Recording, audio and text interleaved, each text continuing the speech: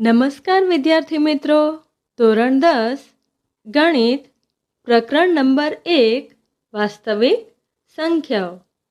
આજે આપણે સ્વાધ્યાય 1.3 કરીશું. હવે સ્વાધ્યાય 1.3 કરીએ એના પહેલાં આપણે પ્રમેય 1.3 જોઈએ. તો પ્રમેય 1.3માં શું કીધેલ છે? તો ધારો કે P એ એક અવિભાજ્ય સંખ્યા છે. વિદ્યાર્થી મિત્રો, આપણે આ પ્રકરણના વિડીયોના પહેલા જ ભાગમાં સંખ્યાઓ વિશેની સમજ મેળવી. એમાં આપણે સમજ્યા કે અવિભાજ્ય સંખ્યાઓ કોને કહેવાય છે. તો ધારો કે P એ એક અવિભાજ્ય સંખ્યા છે. ધન પૂર્ણાંક a માટે a નો વર્ગ એ p વડે વિભાજ્ય હોય તો a પણ p વડે વિભાજ્ય હોય. મતલબ કે જ્યારે p એક અવિભાજ્ય સંખ્યા હશે ત્યારે ધન પૂર્ણાંક a માટે a નો વર્ગ p વડે વિભાજ્ય હોય તો એ પણ p વડે વિભાજ્ય હોય. વિદ્યાર્થી મિત્રો, હવે આપણે સ્વાધ્યાય 1.3 કરીશું. સ્વાધ્યાય 1.3માં દાખલા નંબર 1ની રકમ છે. સાબિત કરો કે વર્ગમૂળ 5 અસમય છે. વિદ્યાર્થી મિત્રો, આપણે આ પ્રકરણમાંથી કુલ 4 ગુણનું પૂછાય છે, જેનામાં કાં તો દાખલા હોય છે અથવા આ પ્રકારની સાબિતીઓ હોય છે. ધ્યાનથી જોજો વિદ્યાર્થી મિત્રો. હવે જ્યારે પણ આવું પૂછાય કે સાબિત કરો કે વર્ગમૂળ 5 અસમય છે, ત્યારે આપણે શું કરવું જોશે? તો જે અસમય છે એને આપણે ધારીશું. ધારો કે વર્ગમૂળ 5 સમય સંખ્યા છે. તો લખીએ, ધારો કે વર્ગમૂળ 5 સમય સંખ્યા છે.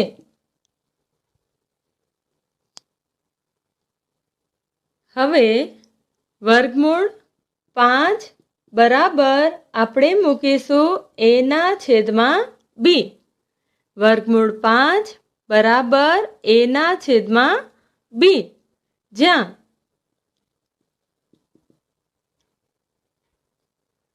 a અને b એ શું છે? તો a અને b પરસ્પર અવિભાજ્ય પૂર્ણાંકો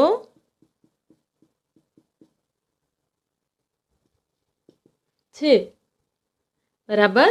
વર્ગમૂળ 5 બરાબર આપણે મૂકીશું a/b, જ્યાં a અને b પરસ્પર અવિભાજ્ય પૂર્ણાંકો છે.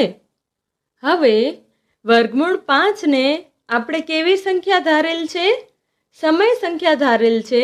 તેથી બંને બાજુનો વર્ગ કરતા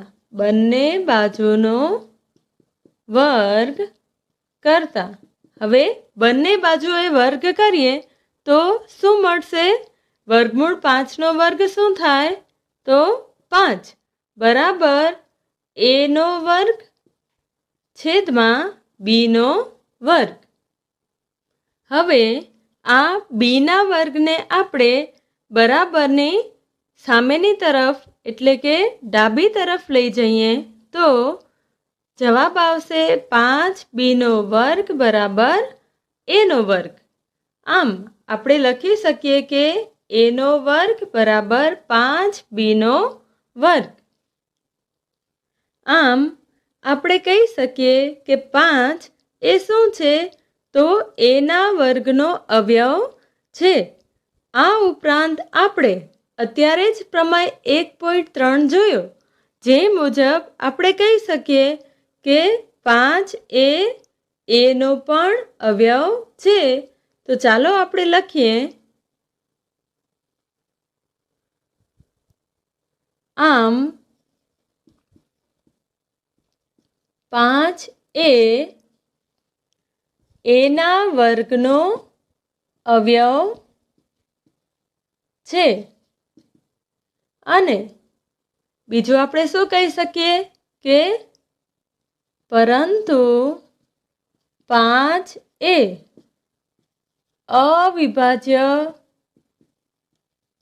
હોવાથી કયા પ્રમેય મુજબ? પ્રમેય 1.3 મુજબ 5 એ એનો પણ અવયવ છે.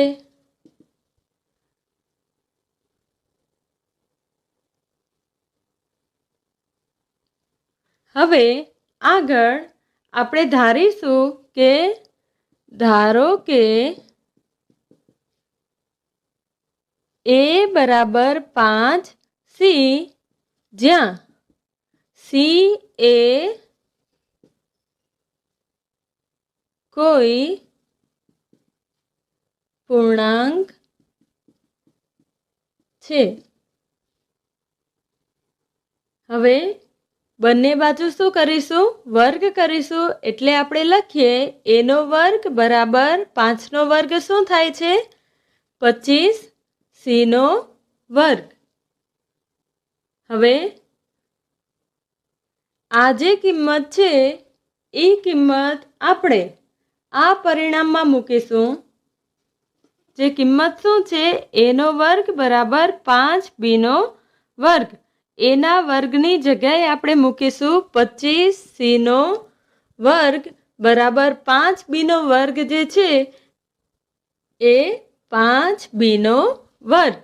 હવે વિદ્યાર્થી મિત્રો 5 સામેની તરફ જાય એટલે ભાગાકારમાં 5 કરીએ તો 5 50 25 એમ ઉડી જશે. તેથી બચશે 5 સીનો વર્ગ બરાબર બીનો વર્ગ. તેથી આપણે કહી શકીએ કે બીનો વર્ગ બરાબર 5 સીનો વર્ગ. હવે જેમ આગળ લખ્યું એ જ રીતે આપણે અહીં લખવાનું છે કે આમ આપણે લખીશું કે 5 એ બીના વર્ગનો અવયવ છે. પરંતુ 5 એ અવિભાજ્ય હોવાથી કયા પ્રમેય મુજબ? પ્રમેય 1.3 મુજબ 5 એ બીનો પણ અવયવ છે. આમ એ અને બી બંનેનો સામાન્ય અવયવ કયો મળશે? શું કહી શકીએ આપણે? 5 એ એનો પણ અવયવ હતો અને 5 એ બીનો પણ અવયવ છે. તેથી એ અને બીનો સામાન્ય અવયવ કયો છે? 5 છે. હવે વિદ્યાર્થી મિત્રો એ અને બી તો કેવા છે? પરસ્પર અવિભાજ્ય છે. તો સામાન્ય અવયવ 5 આવવો જોઈએ નહીં. તેથી આપણે લખીશું પરંતુ આ વિધાન એ અને બી પરસ્પર અવિભાજ્ય છે.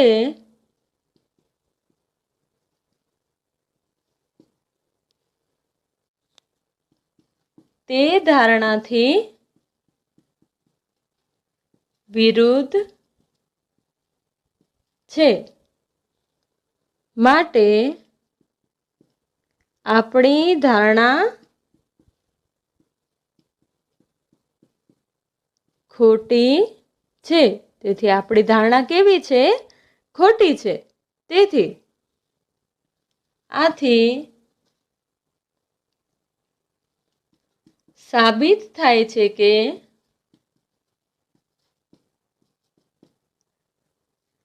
વર્ગમૂળ 5 અસમય છે.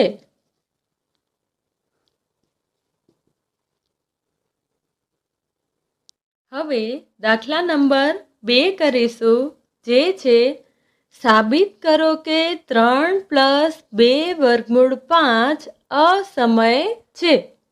હવે જે રીતે આપણે આગળની સાબિતીમાં જોયું એ જ રીતે આપણે અહીં પણ શું કરવું જોશે? આ જે સંખ્યા છે એને આપણે શું ધારીશું? સમય છે એમ ધારી અને આપણે એ અસમય છે એમ સાબિત કરીશું. તો ચાલો આપણે લખીએ. ધારો કે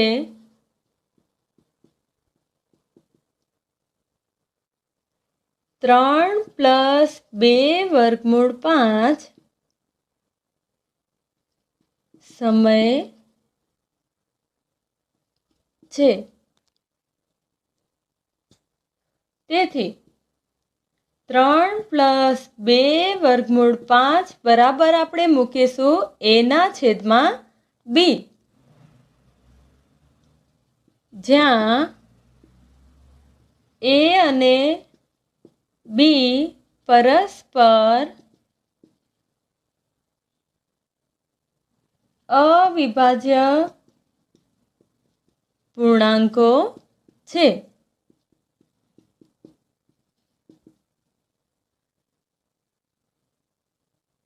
હવે 3 + 2 વર્ગમૂળ 5 બરાબર આપણે મૂક્યા છે a/b. હવે વિદ્યાર્થી મિત્રો, જે આ પદ છે એના સિવાયના પદને આપણે સામેની તરફ લઈ જઈએ તો આપણે લખી શકીએ કે 2 વર્ગમૂળ 5 બરાબર a/b - 3. હવે 3/માં કાંઈ નથી તો આપણે 1 છે એમ આપણે કહી શકીએ. તેથી લખીશું 2 વર્ગમૂળ 5 બરાબર a × 1 એટલે આવશે a માઇનસ 3 × b એટલે થશે 3b છેદમાં b × 1 એટલે થશે b. હવે વર્ગમૂળ 5ને આપણે અહીં જ રાખીએ. એના સાથે જે 2 છે એને બરાબરની સામેની તરફ લઈ જશો. હવે વર્ગમૂળ 5 સાથે એ ગુણાકારમાં હોવાથી સામેની તરફ જશે એટલે ભાગાકારમાં મૂકીશું. તો વર્ગમૂળ 5 બરાબર a - 3b છેદમાં b સાથે શું આવશે? 2. તેથી 2b. વિદ્યાર્થી મિત્રો, હવે ખાસ સમજો કે a અને b એ શું છે? પૂર્ણાંકો છે. તેથી આપણે આ પદને કહી શકાય કે આ કેવી સંખ્યા છે? સમય સંખ્યા છે. પરંતુ આપણે ખ્યાલ છે કે વર્ગમૂળ 5 એ કેવી સંખ્યા છે? અસમય છે. તેથી વર્ગમૂળ 5 અસમય છે અને આ સંખ્યા કેવી છે? સમય છે.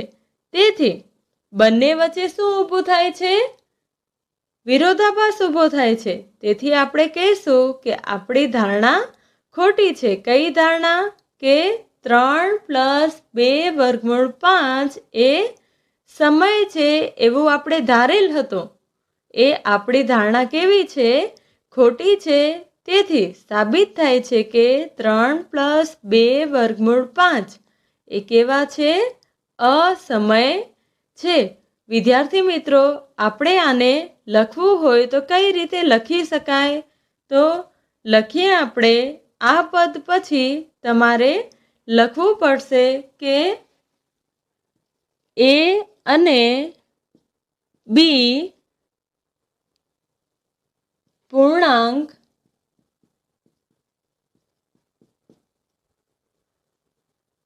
હોવાથી a - 3b છેદમાં 2b એ સમય સંખ્યા છે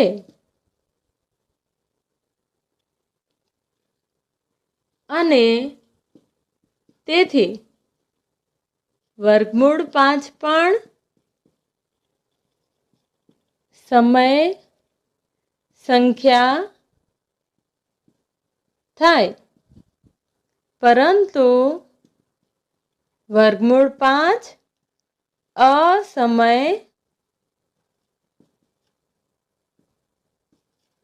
છે. આમ વિરોધાભાસ ઊભો થાય છે. માટે આપણી ધારણા ખોટી છે. આમ સાબિત થાય છે કે 3 + 2 વર્ગમૂળ 5 અસમય છે.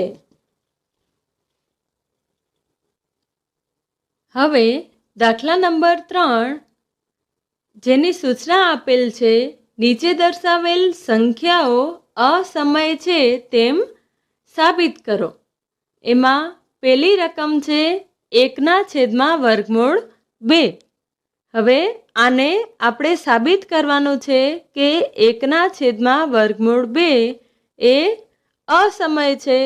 તો સૌપ્રથમ આપણે શું કરીશું કે ધારો કે 1/2 સમય છે. એના પછી 1/2 બરાબર મૂકીશું a/b, જ્યાં a અને b પરસ્પર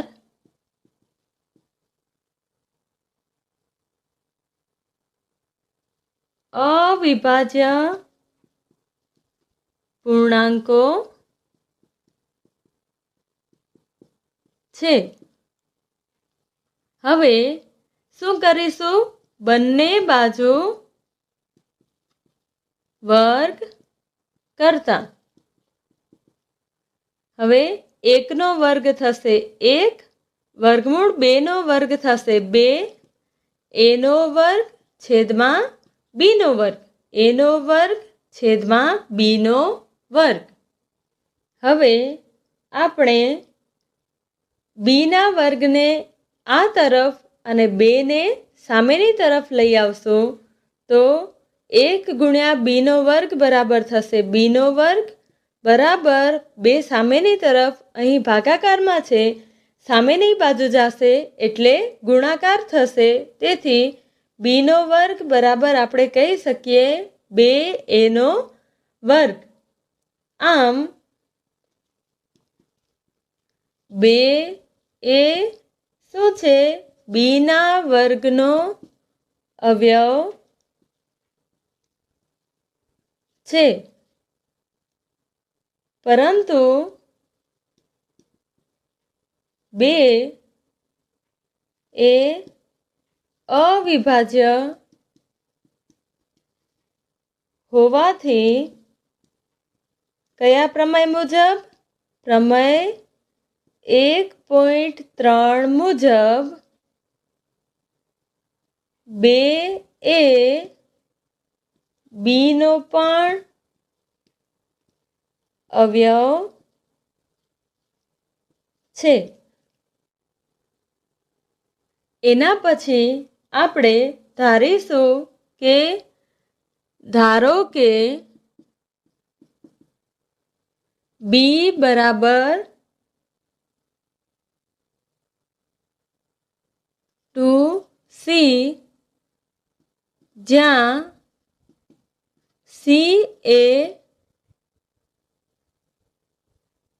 કોઈ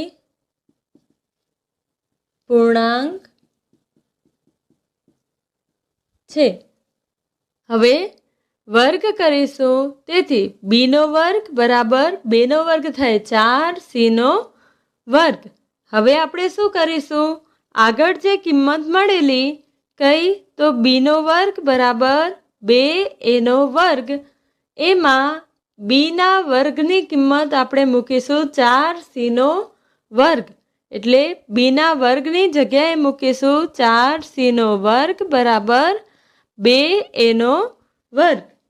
હવે આ જે 2 છે એ સામેની તરફ જશે ભાગાકારમાં, તો 2 દુ 4, તેથી અહીં બચશે 2c નો વર્ગ બરાબર a નો વર્ગ। તેથી a નો વર્ગ બરાબર 2c નો વર્ગ। આમ આપણે કહી શકીએ કે 2 એ a ના વર્ગનો અવયવ છે અને પ્રમેય 1.3 મુજબ a નો પણ અવયવ છે। તો લખીએ, આમ 2 એ a ના વર્ગનો અવયવ છે, પરંતુ 2 એ અવિભાજ્ય હોવાથી પ્રમેય 1.3 મુજબ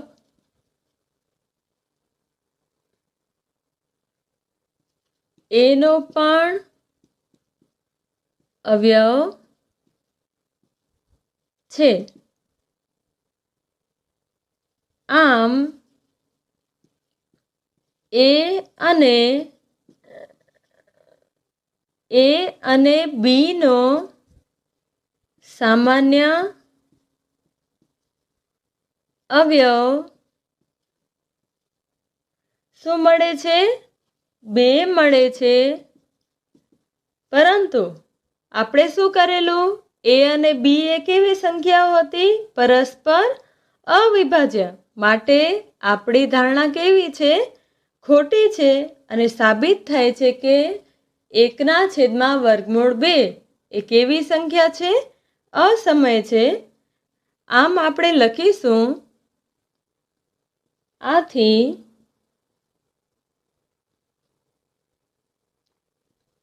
a અને b પરસ્પર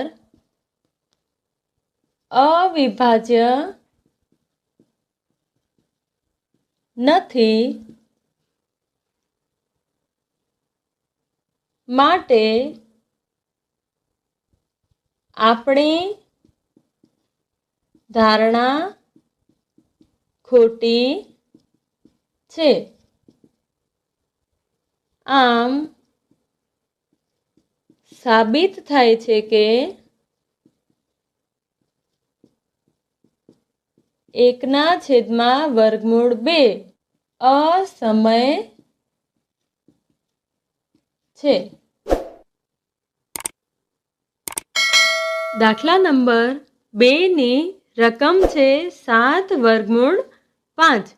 7/5ને આપણે સાબિત કરવાના છે કે તે અસમય છે।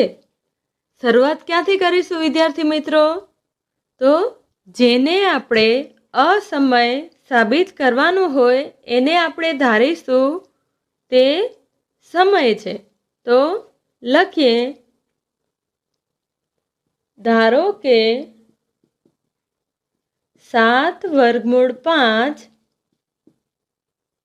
સમય છે। તેથી 7 વર્ગમૂળ 5 બરાબર લખીશું આપણે એના છેદમાં બી. એ શું છે? તો જ્યાં એ અને બી પરસ્પર અવિભાજ્ય પૂર્ણાંકો છે. હવે આપણે શું કરીશું? તો વર્ગમૂળ 5ને એક તરફ રાખીએ અને એના સાથે જે 7 છે એને બરાબરની સામેની બાજુ લઈ જઈએ. અહીં વર્ગમૂળ 5 સાથે એ ગુણાકારમાં છે, સામેની તરફ જશે તો ભાગાકારમાં થશે. તેથી આપણે લખીએ એના છેદમાં 7 બી બરાબર. અહીં ગુણાકારમાં હતું, સામેની તરફ ક્યાં થઈ જશે? ભાગાકારમાં. તેથી વર્ગમૂળ 5 બરાબર એના છેદમાં 7 બી. હવે વિદ્યાર્થી મિત્રો ખાસ સમજો, એ 7 અને બી આ ત્રણેય શું છે? પૂર્ણાંકો છે. તેથી આપણે આને સમય સંખ્યા કહી શકાય છે. બરાબર. હવે જો આ સમય સંખ્યા હોય અને બરાબરની નિશાની છે તો વર્ગમૂળમાં 5ને પણ શું કહેવાશે? સમય સંખ્યા.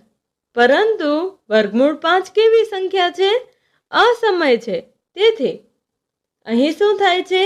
વિરોધાભાસ થતો હોવાથી આપણી ધારણા ખોટી પડે છે. ચાલો આપણે લખીએ. હવે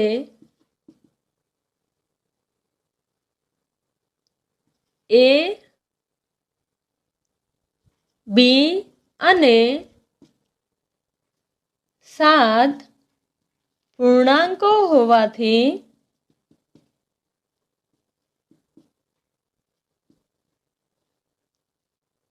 એના છેદમાં 7 બી સમય સંખ્યા છે અને તેથી વર્ગમૂળ 5 એ પણ શું બની જાય? વર્ગમૂળ 5 પણ સમય સંખ્યા થાય. પરંતુ વર્ગમૂળ 5 એ કેવી સંખ્યા છે? અસમય છે. આમ વિરોધાભાસ ઊભો થાય છે. માટે આપણી ધારણા ખોટી છે. આમ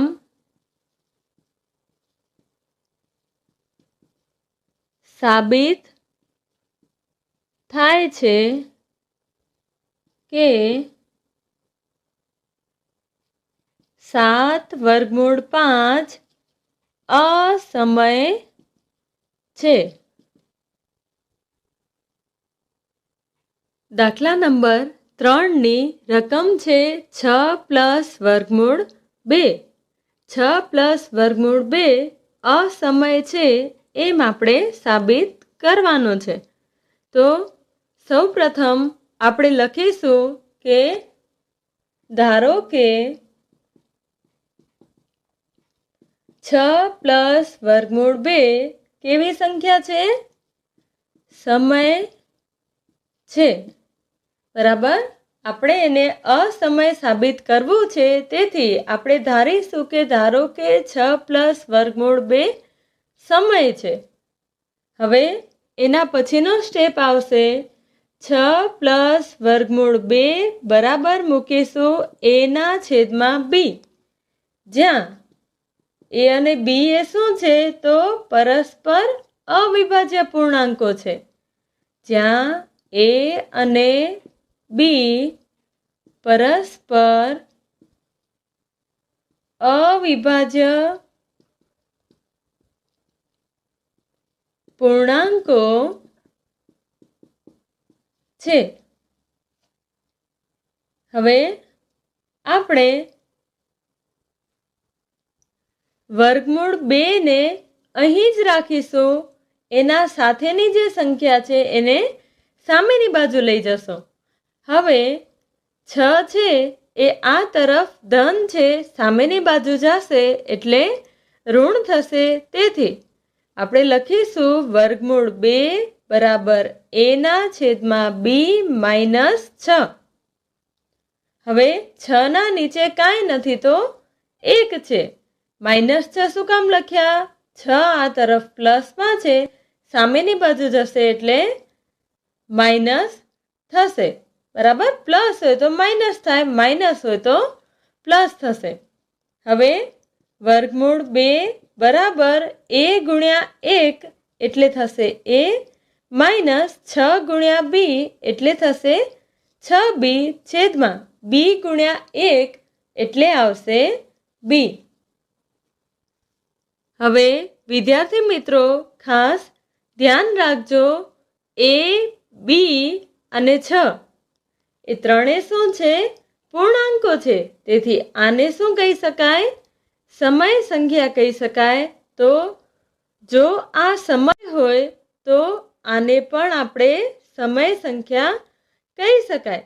પરંતુ વર્ગમૂળમાં 2 તો એ કેવી સંખ્યા છે? અસમય છે.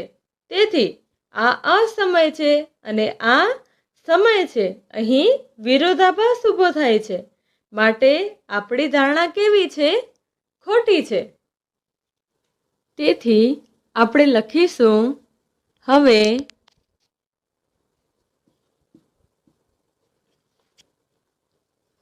a, b અને 6 પૂર્ણાંકો હોવાથી a - 6b છેદમાં b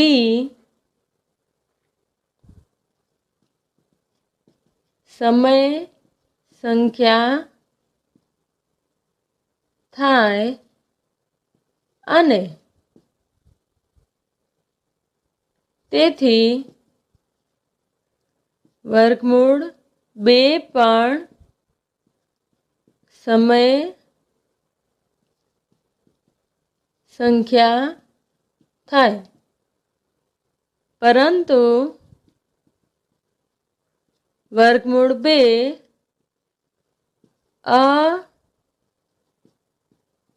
અસમય છે. આમ વિરોધાભાસ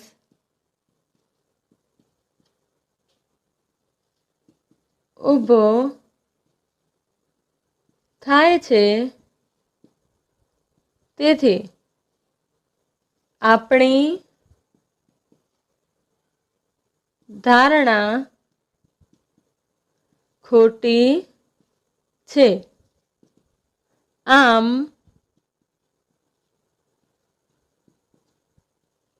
સાબિત થાય છે કે 6 પ્લસ વર્ગમૂળ 2 અસમય